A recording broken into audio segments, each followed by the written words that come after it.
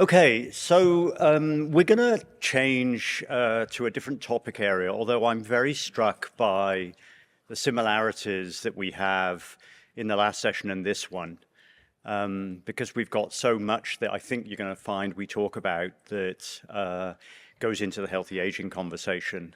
Clearly, the demography of men versus women is different. We've just heard that, and I think we'll be pulling out some of those similarities as we go. This can be a little different because we're not going to operate this as a moderated panel with questions. We're going to let people talk at length individually. So I'm going to let my esteemed colleagues talk about themselves a little bit and then make their own presentations as they go. But as you can see on this slide, we've got some people who've been in the healthy aging space for a long time themselves and do interesting things within it. We have Scott Collins, you can see from Linkage. We've got Jeff Gray from HTech Atlanta, Charlotte Yeh, who's been in healthy aging for a long time with AARP, and Mel Barsky from the Canadian Aging and Brain Health Institute in Canada also. So, and we're going to talk about this obviously in an international context and not just a national one. So you'll be hearing from those in a second. By way of context, I'd like just to offer a few thoughts, really, some sort of big picture ideas, just as general context for innovation in this particular space to take place. And I think my colleagues are then going to be building that with their own perspective. So what I'd like to start with is the ECH perspective on this. We've been running a healthy aging thematic innovation ecosystem. We call it a TIE. Long name, it's just a TIE, which is an international effort, a global ecosystem that focuses on healthy aging, and wherever we can find innovation in the world for innovation in terms of the whole aging space, in everything that means. And as you heard Blevin say earlier on, that's about finding best practice around the world.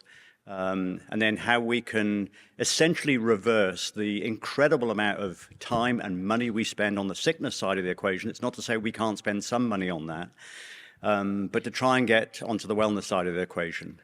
It's actually north of 95.5 at the moment on chronic sickness versus wellness side intervention.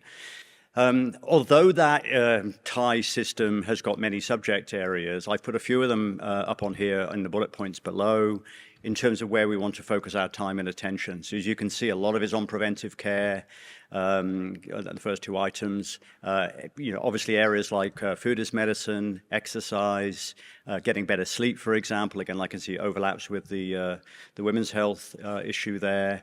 There's a whole slew of research in terms of longevity these days, which goes into the realm of precision medicine. Again, talking about biomarkers and some of the things happening there. But it goes beyond that into areas like healthcare equity and access. It goes into caregiving as a particular area. It goes into mental health, which is significant in the older adult space as it is elsewhere. Into technology areas in particular, education and awareness that we heard also in the last session, etc. So if anyone in this room is interested in getting involved in this, please contact me because we'd like to involve you in the conversation at least, because the more minds we have focused on this whole area going forward, the better it is. It's exactly the same issue of getting awareness and education into the public domain. I said I'd do a couple of things by context, and these two charts do just that. On the left, I put up a piece of research that McKinsey did relatively recently on what we're facing. And I know Scott Collins on stage here just came from a session called the Silver Tsunami, a term that I don't like because it's not a destructive force coming. It's a large population of people, the boomer population in particular, that are much bigger than prior populations. And we're facing a unique problem in society for the first time ever because we're living longer and because there's so many more people that were born, particularly after the Second World War. In black on this chart are all the countries that are facing significant societal issues today. Then in the darker blue, they are around the corner, and then in the lighter blue, not so much. The reason we have to pay attention to the international stage is because we're all going to be impacted by this. I think we're already seeing it. If you think about wars taking place, if you think about emigration and immigration, a lot of this is in response to trying to go and restructure society around having to cope with these large numbers of individuals in society. And we're going to talk about that a little bit as we go. Of course, in the US on the right, we have our own massive change. We're effectively doubling our population from 49.2 million in 2016 to almost double that in 2060. Just think about that as an enormous population of people that are suddenly alive and hopefully well, we hope they're well, that we're having to focus on. And it's why we have these 4 distinguished people up on the stage today to talk about this in the broad. I think this boils down to healthy aging really having a focus on 2 areas. And I think we need to keep them relatively equal. I think one is on illness and sickness and how we do that better.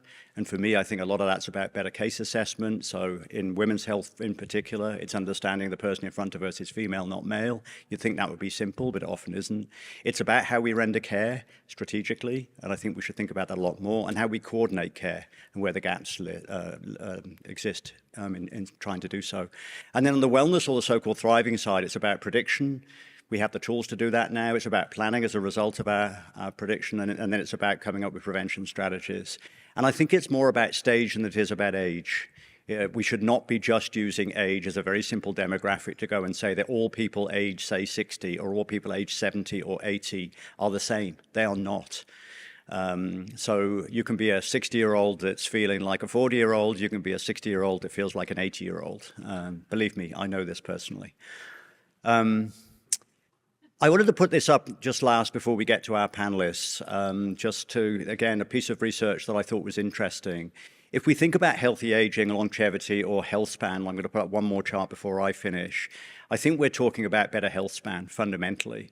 And what is a better health plan? If you look at those bars at the top of this particular chart, this is what people have said in their droves is important to them and actually leads to feeling that they want to continue in a healthy way going forward, to become a captain of their own health ship, I like to call it. So having purpose in life, balancing stress well, being conscious of their physical health, particularly around posture and movement, continue to participate in education, volunteering when able. Very often we don't see the opportunity for older adults to have those top 5 or 6 items available to them.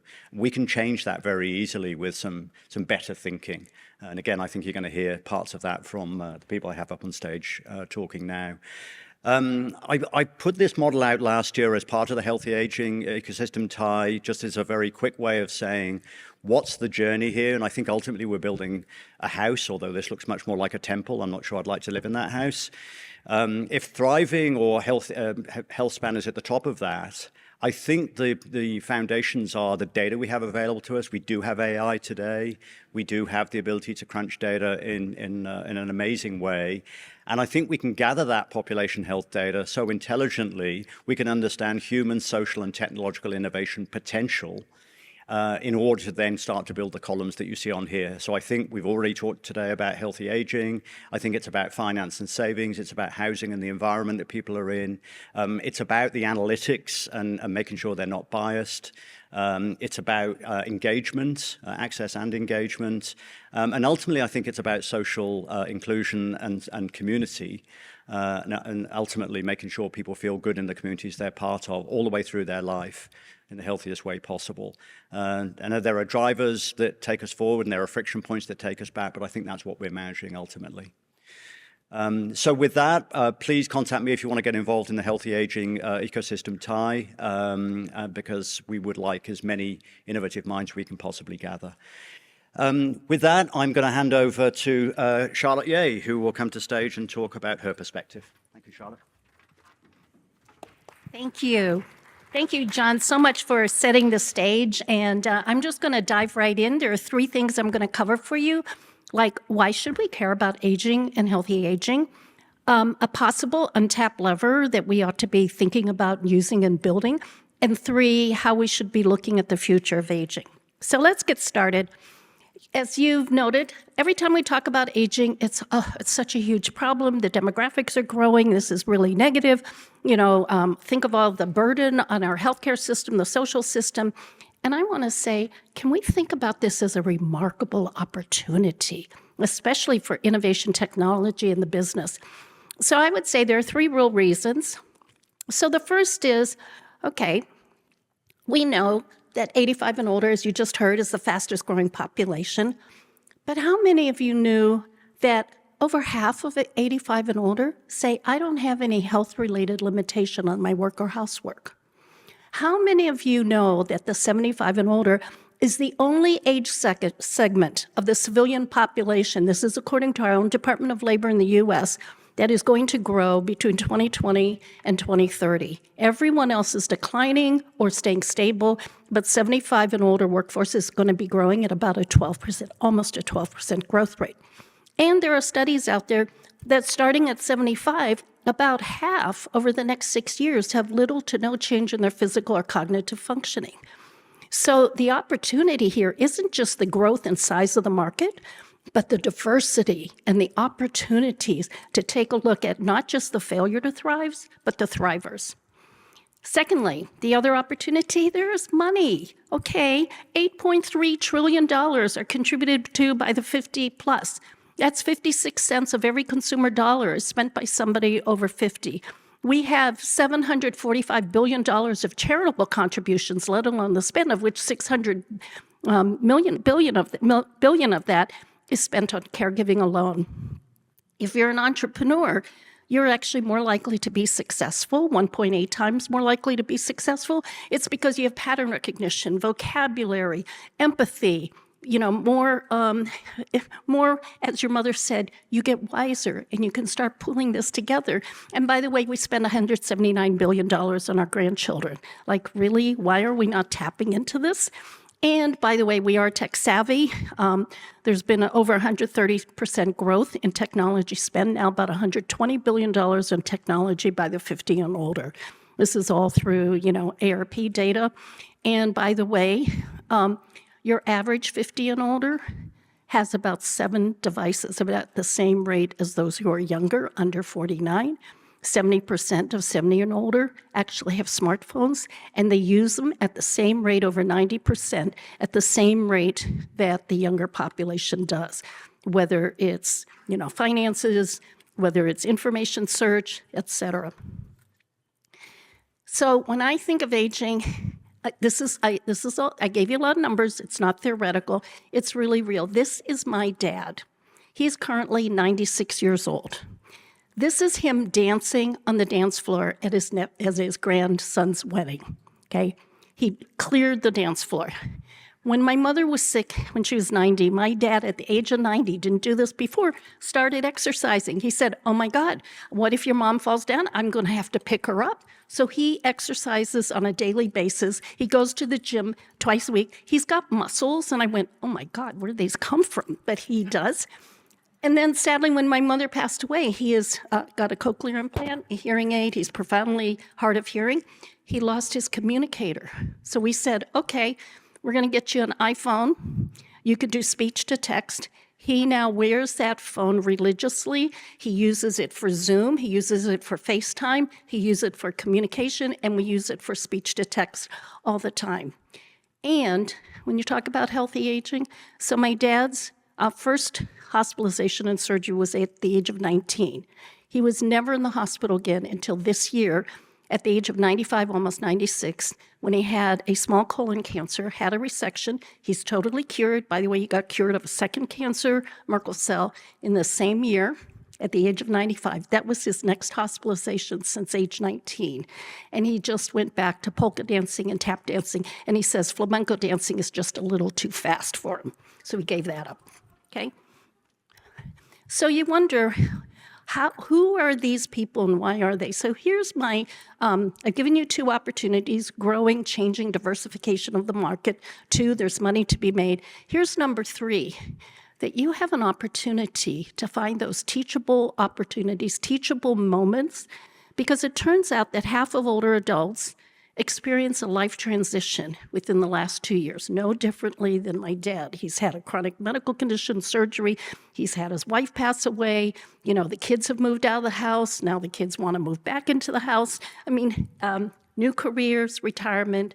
So your opportunity is in that diversification. You might have opportunities to get people through transition.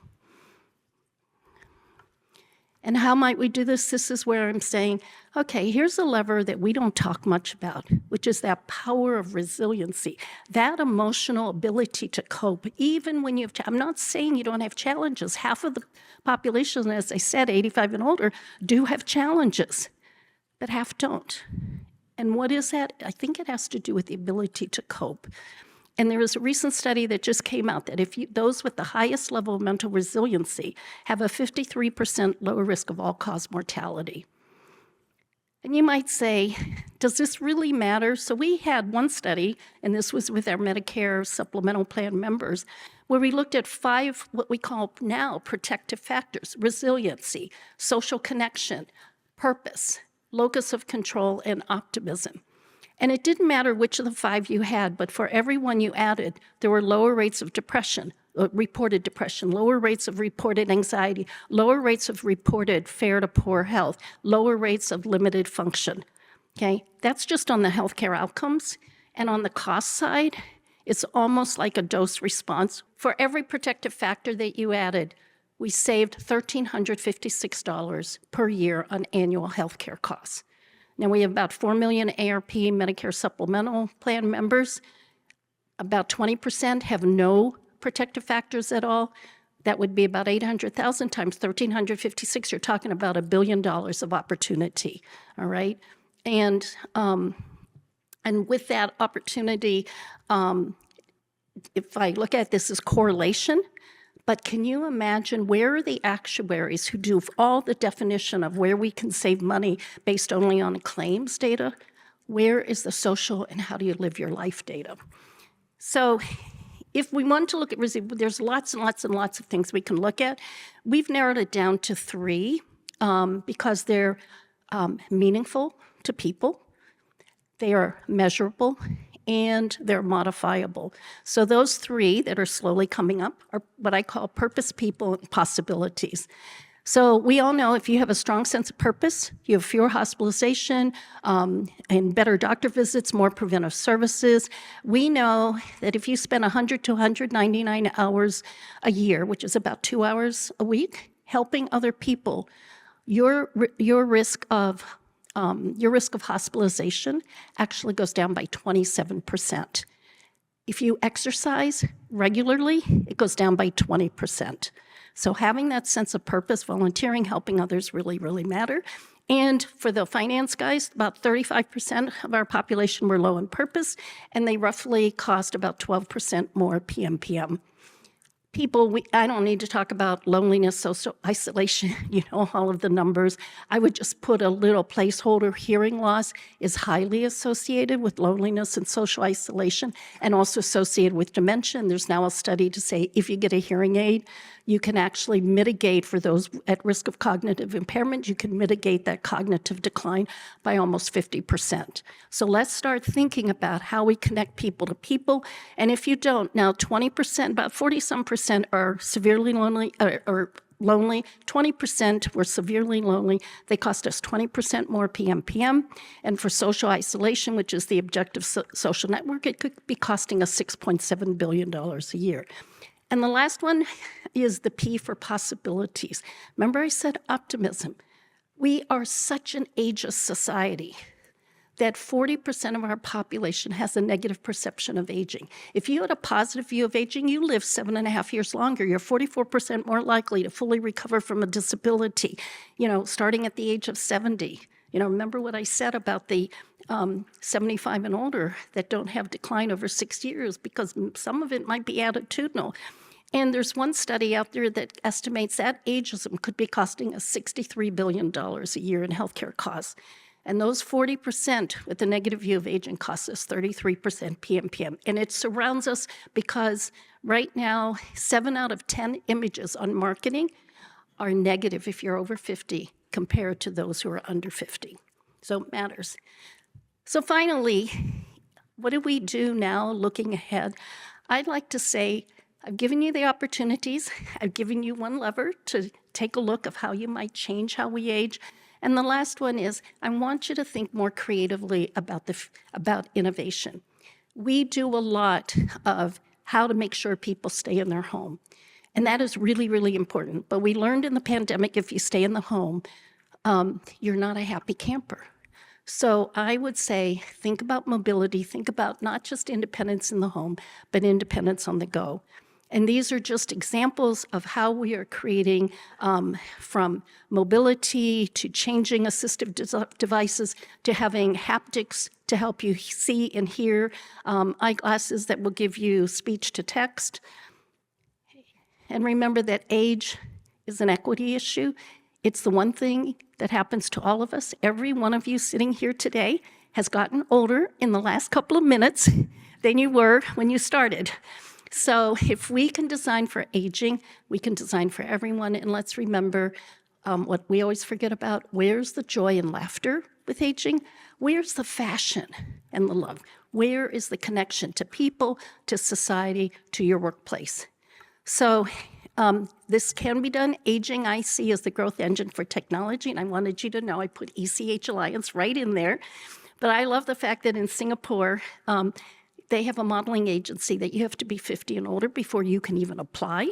So can we start revamping that thinking? And those other pictures come from from the city of Boston. They changed the name of their Commission for Elder Affairs to the Age Strong Boston and took ordinary citizens like Irene, who's in the middle there, 103 years old. And she goes, I use a smartphone, I paint every day, I play Sudoku on my tablet, I spend time with my boyfriend, and I'm many things, but senile is not one of them. So finally, I just want to say, we're not about aging in place. We're about thriving in motion. If you have purpose that gets you up in the morning, you have people to do it with or support you, your possibilities and your vision for tomorrow become endless. So thank you.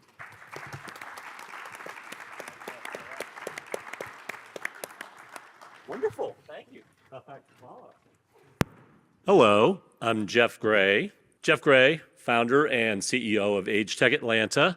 Founded out of Atlanta, we are now a national and soon-to-be global network of age-tech communities that are re-envisioning what aging is all about, using technology and tech-enabled solutions to make it all better for all of us. All right, so healthy aging. You know, John and I had dinner about a year and a half ago, and he said something that stuck with me. He said, you'd think that everybody would be invested in healthy aging. And it's amazing that that's not always the case. But let's just, from my perspective, let's frame it up. What we want to do is die young as late as possible. That is the goal, right? This is how it looks, right? The famous Peter Attia with his graphs on the whole idea. But let's live stronger, longer, and spend less time sick and dying, right? And it's a worthy goal. I think it's something we all strive to. I will say, I don't think any of us today who are 60 or 55, 60, I'm 62, 65, I don't think we envision ourselves, nor did our 87 or 90-year-old parents, being that age and not being strong, not being healthy, not having the independence they wanted. So I think there's going to be something missing here. It's not just going to magically happen for us. It's not going to be a shot, a pill, and the healthcare system certainly not coming to our rescue. So what's to be done?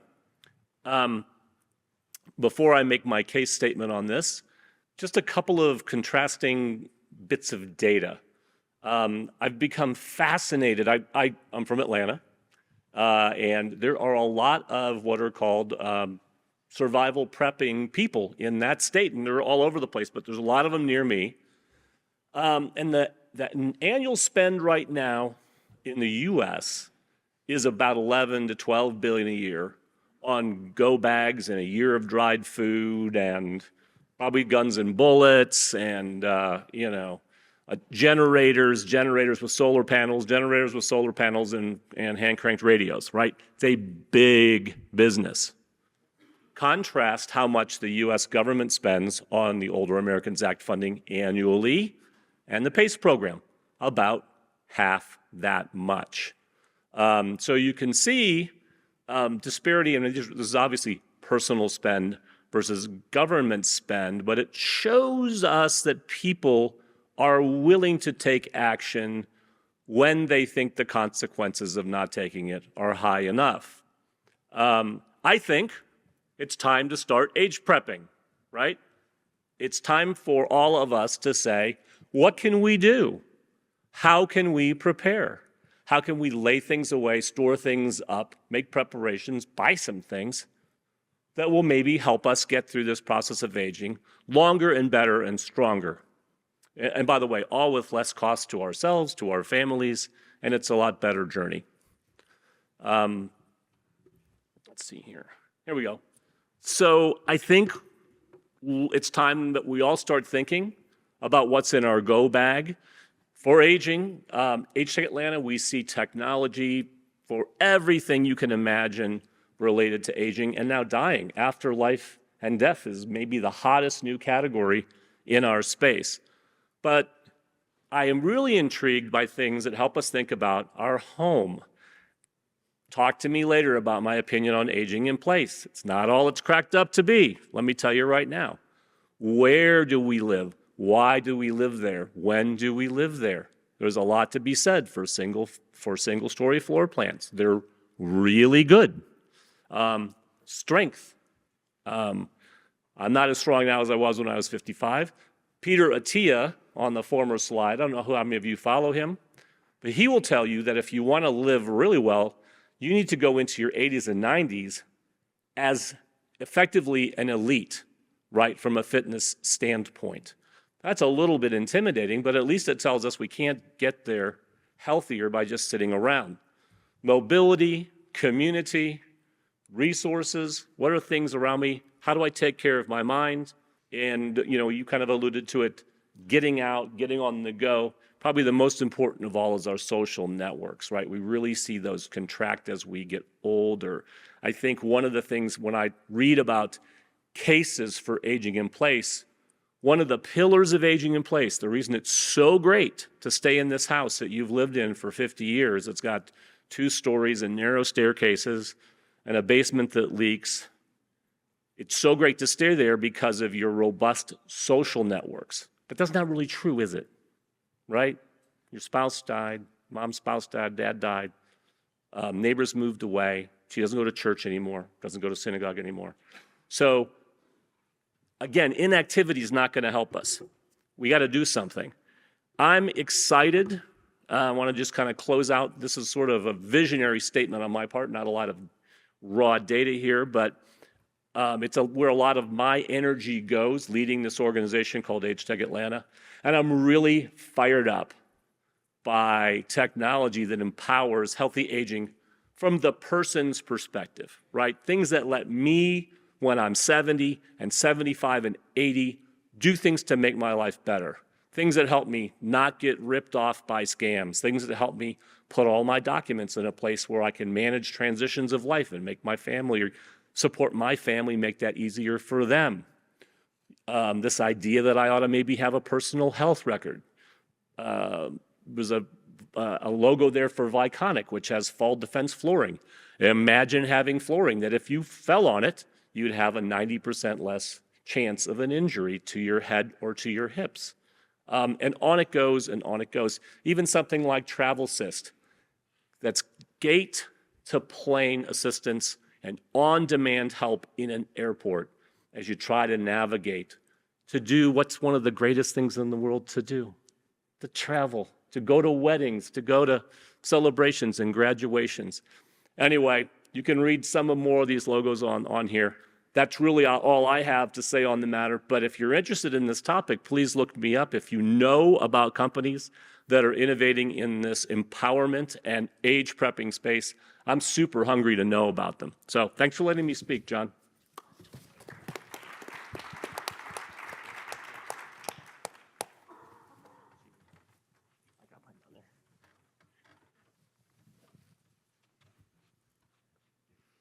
Hi, everybody. I'm Mel Barsky from the Center for Aging and Brain Health Innovation, known as CABI and CABI Ventures. So Cabby Ventures and Cabby, we're an accelerator, partly government funded and partly we've raised other money from other non-governmental sources. But we're an accelerator that started about 10 years ago, and we're an investor in age tech, health tech, life sciences, and even fintech companies supporting older adults. That all of these things that intersect with brain health and improving quality of life for older adults. Cabby is Canada's most active private investor, according to the Canadian Venture Capital Association, and North America's most active age tech investor. We sit on campus with an institution called Baycrest Health Sciences, which is an over 100-year-old geriatric care specialty organization. Has everything from independent living, assisted living, to full long-term care. Plus, it has global solutions. In Canada, because we're government funded, we invest some of our products and programs just for Canadian companies, but we do have other solutions and companies that we have invested in across North America and even internationally. So we have different programs, different funding envelopes, depending on who our payor is at the time, as to whether our product envelope that we're allowing applications for are international in scope or just Canadian in scope. Our track record has our investment portfolio having a 10x multiple of income over invested capital. We have a deal flow network that's global, including organizations like ECHLTH, like AARP, Linkage, and also we have a buyer site network, a trial site network across North America and internationally. What does it mean to age healthfully? So this is some of the questions that John put forward to us, and these have been covered, so I'm not going to go over them in a lot of repetition, but I'm going to look at one like the social engagement. Everybody's talked about active living, and we had an interesting case study at Baycrest during COVID. We have a very unique long-term care facility, which where in Canada, usually the government funds long-term care on a formula that you have some rooms that are independent living, like for a single person in a room, and others where you've got double rooms or quads. At Baycrest, a large donor said, I want everyone to have their very own room, and gave a large sum of money. So everyone at Baycrest has their own room. We thought that was really good. During COVID, it was really good because we had far less incidences of people catching COVID or passing away than other long-term care across Canada. That sounds good, but what we also found out was that people were more socially isolated. So you had a really interesting dynamic because of COVID that you could really measure that impact of social isolation. So we had to do a number of other things to make sure that we made up for that gap. So social engagement is extremely important. We've always known that. We're trying to do more things to engage these things.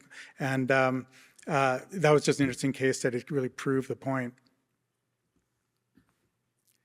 The current inhibitors to healthy aging. Some of my colleagues have talked about these things too, but if I can point out certain things like the socioeconomic factors, whether you've got a financial barrier, whether you've got adequate housing, where you live. In Canada, it's an interesting dynamic. Why are we government funded? Partly because there are some inequities across Canada. It's a very large country by area, but there's very densely populated areas like Toronto, where I come from, and a lot of remote areas. How do you get that same remote access to health and healthcare in those very remote areas, or to specific population groups such as Indigenous peoples in Canada or internationally? So those are very important. We've talked about, some of my colleagues have talked about those biases and those opportunities for older adults to get help, and why don't we have healthcare universally for everybody? And we use the term ageism because it's just one of those other ugly isms that's becoming more and more known. It's something we need to talk about and close those gaps. So when we fund things, we do focus on aging and brain health. We also have these cross-functional things where we're looking at how do we have universal access for all? How do we defeat ageism? How do we focus on special interest groups? Innovation, it's a catalyst. So, you know, a lot of the companies that apply for funding by us, everybody these days, AI is the biggest buzzword, and everybody comes to us and says, our product has AI in it. You can't just write AI on the application. That means it's something worthwhile. It's how do you really utilize AI, and what does it really do to make your product and company very diverse and different, and not just additive to other solutions out there, but what's revolutionary as opposed to just evolutionary. ECHAlliance and their TIE program that John spoke about, very important areas for us to, even some of the areas, where we talk in our product that we're just looking at aging and brain health, just like the earlier discussion before we came up here on women's health. That's a very important area for us. And one of the ways, I think it was one of the questions in the audience, what do we need to do differently to encourage those kinds of programs? We funded, I think, about 5 programs just on women's health. And when we go to our investment committee and our board, and we say that our thesis is that we're looking at aging and brain health, so how do some of these women's pelvic floor disorder products become something we should be investing in? And you look at the concurrent disorders, maybe an older woman who might also have dementia along with, a pelvic floor disorder. How important is that if they can't communicate because they have dementia? You have to look at the whole person and what are the other concurrent disorders and how can we help those out also. So that's another way that we'll specially look at those special interest groups I mentioned, but in this case, a prime example of why women's health is extremely important and how we can look at those no matter what your investment thesis is. And our approach to strengthening healthy aging, these building partnerships with everybody up on the stage here and other people globally. These events are really important, and it's all about learning, not just about funding, but learning what are the best products and programs around the world. How can we bring Canada's best programs internationally and vice versa, take the best global programs back to Canada. I'm gonna skip that one. Everyone, I think we need to have a call to action to everybody. So how to engage with us. The same as John mentioned, how do we set up these partnerships and work together and, educate. We do all kinds of communications, whether it's podcasts, whether it's access to our LEAP network, loosely standing for Lived Experience Advisory Panel, getting the voice of the end user into the programs that we fund and work with. To investing, to co-investing alongside with us, or otherwise, to come talk to us to work on those kinds of things. Policy advocacy is very important. How do you get governments involved? And then, we also do things that are not directly involving government, just other agencies. And that's my spiel. Thanks, John.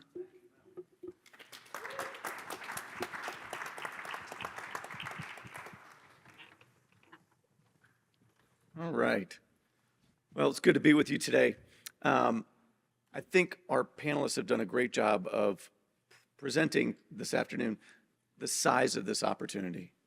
When Charlotte talks about some of these numbers, it is massive in terms of the economics and things that most people tend to overlook and ignore. And then with Jeff bringing earlier stage companies together so that you can raise awareness and identify where those solutions are really being developed. And then certainly Mel and his team have been prolific investors in this space for a long time and have really done a huge amount to bring healthy aging, technology, and all those various solutions really to the forefront of conversations at different events like this. I'm going to take a little bit of a different approach and share with you how Linkage Launch is trying to bring the entire ecosystem together and innovate in a different way. So we've heard about the massively aging population and that, as Charlotte said, this isn't a problem to be solved, it's an opportunity as well. And there's certainly things along the way that are changing in terms of the dynamics of aging and where there's opportunity now as opposed to the way it was looked at primarily through the lens of chronic illness and decline. Now we're seeing a consumer segment that is not only growing, but looking for solutions and how do they live better lives? How do they thrive wherever they choose to do it? But healthcare innovation is different. It's complex, it's siloed. It's very different than building the next social mobile gaming app and just scaling it by putting a good team together. There are significant factors that have outsized influence on whether or not your solution, your company, your product is actually able to succeed. So I'm talking about public policy, the regulatory and legislative factors that are so significant in the healthcare innovation space. And then, we talk about the payers all the time, and certainly they're going to pay for these solutions, but they're largely overlooked along the way. And so we need to really think more holistically about how we innovate. And for too long, compared to the amount of investment we put into healthcare in this country, the amount of investment dedicated towards the aging population in the post-acute space is still incredibly small. And we think it's time to change that. So with Linkage Launch, instead of trying to figure out how to build a solution in search of a problem, we're really taking our insider's knowledge that we've developed over the last 20 plus years. We got started in managed care by a group of providers in Southwest Ohio. We expanded into group purchasing and now have a procurement and distribution network of more than 1,100 communities around the country. And along the way, we also created some of the very first venture funds focused in the healthcare and aging space, as well as put together a market research consultancy so that we could better understand older adults and the life stages that they go through. And I intentionally busy slide, because most people look at 65, they throw a plus sign on it and assume that everybody is the same. We know that's not true. And so we've spent the last 10 years building a company called Linkage Connect that really goes deep into the consumer that is over the age of 50, 55. Our research goes up to over age 100, broken down in 5-year increments, not just so you see those chronological differences, but so you can understand the lived experience and what that means in terms of how that consumer wants to buy things. And for those of us who are building solutions or products or services or technologies, how to take those to market and think differently about that buyer. But there's a better way, right? And it means that we can't continue to just focus on doing things or solving problems for our aging population. We really have to engage them at the front end of design as we're trying to identify problems to be solved, sitting down with that massive and expanding demographic and really getting their insights. And not just them, because this is another part of the intricacy and complexity of healthcare innovation. A lot of times, if you're designing a solution for, say, people in Medicare Advantage programs, it's not just them you're solving for. There's family caregivers, there's healthcare providers, there's a myriad of other stakeholders in this ecosystem that need to be taken into consideration at the front end. And so we think now is the time to really bring these voices to the front and reimagine how innovation is done in this space. And then taking what we learn from older adults and really taking that message out into retail, into other parts of healthcare, into the travel space, financial services, hospitality, because every one of these businesses is going to be massively impacted by this aging consumer.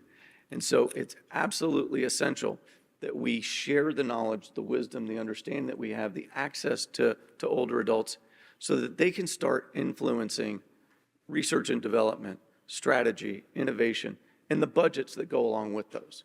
Because if you can make the case the way Charlotte's been doing for the last 10 years during her time with AARP, that this is a significant market opportunity that needs to be paid attention to, then we need to make sure that we're connecting the developers of these solutions of tomorrow with today's consumer.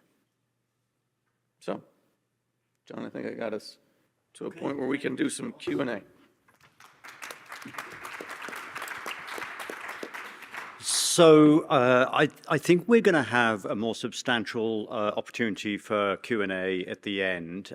We have a little bit of time left, just if there is a burning question from anyone in the audience in terms of what you've heard today. I'm more than happy to give someone a microphone. So there's a question in the middle there, Heather. Thank you. Hello, wonderful presentation. Thank you.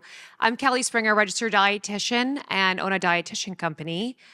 It is still shocking to me that when someone turns 65 years old, they are cut off of any nutrition services unless you have diabetes or chronic kidney disease.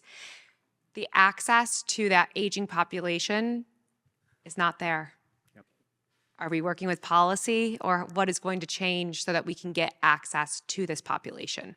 I'm pretty sure all of the panel can comment on this. And in fact, we know dietary issues start going wrong at a very early age, not just by the time you hit 65. But that said, should we just go along the line? Charlotte, do you want to start? You are absolutely right. And part of it is and we talked about the silos from Scott. Part of it is the clinicians and the providers are never taught nutrition. So they don't talk about it, just like they don't talk about hearing or dental because it's just outside the scope. But I know that when I work with clinicians, researchers, et cetera, and they're talking about how to deal with older adults, I am always one to say, and where's the nutrition? Where's the dietitian? Where's the chaplain? That we need to think of this as a multidisciplinary approach. Mel? Am I on? I hear you. I actually also run a weight loss program. A company used to start as a cardiovascular health and wellness program. It moved just to weight loss because that's where a lot of people are willing to get involved in. Nobody wants to, you don't find a lot of people just because they have cardiovascular issues say, I want to change everything in my health and wellness. It's got to be thought of as preventatively. So you actually have to target people in their earlier years because we have such an obesity problem. The same way we saw a slide that shows how our aging populations around the world are getting bigger and bigger. I have those same slides for our weight loss company about how people are moving from an over 20, over 25, over 30% BMI around the world, or state by state, even in the US. We have to target people earlier and we have to continue it into those senior years. So I think those things are very important. And the weight loss part of it can affect your cardiovascular health, can reduce diabetes, can reduce a lot of other things, including brain health issues. So diet's extremely important. Yeah, I would just say, in our world, we think of healthy aging as starting in your 70s or 80s, but it really starts before the day you're born, right? And being able to change habits and think differently about nutrition and its impact. We just invested in a company called Season Health that is very focused exactly on what you're talking about and how do you scale these healthy eating solutions, particularly from a social determinants of health space. It's great if you have lots of money to be able to spend on programs to live a better life and eat well. But it's a totally different world for folks who have never had that sort of health education or health literacy and being able to change the trajectory of their lives from a nutrition perspective early on and follow it through as they age. Jeff, bring us home. Anything to add? Just like my Southern friends would say, amen, sister. I'm in your corner. You're right. A lot to be done there. Yeah, huge amount. Folks, we'll have more Q&A at the end, but I think you can see there's a lot of domain knowledge up here on the stage. If you'd like just to thank our panel, and we'll move on to the next segment. Thanks, guys.